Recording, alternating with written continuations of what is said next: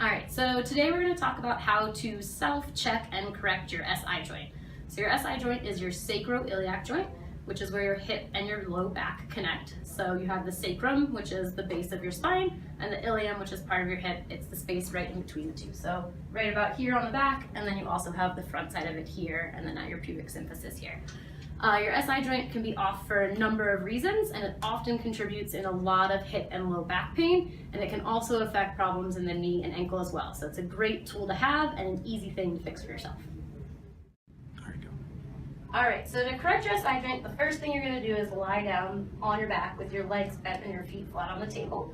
Then what you're going to do is lift your hips up into a bridge and then lower them back down. This is just to make sure that you didn't lie down crooked and that your hips aren't already off just from the way you lay down. Then you'll straighten both legs out in front of you and you'll come up to sitting.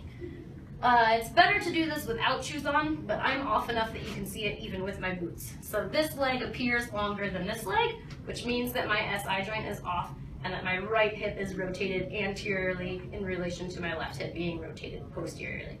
Big fancy words that aren't super important right now, just know that the right one is longer and the left one is shorter. So then you lie back down. The one that was longer, your hand is going to come on top of your thigh just like this.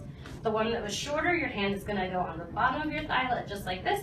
And then you're going to use your hands as a counter resistance to your knees. So the right knee is going to pull towards your chest and the right hand's going to stop it.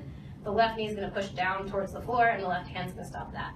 You're going to hold that position for about 3 seconds and then relax, and you'll do that 3 times. Then you'll straighten your legs back out, you'll come up to sitting, and you should now be perfectly even just like I am.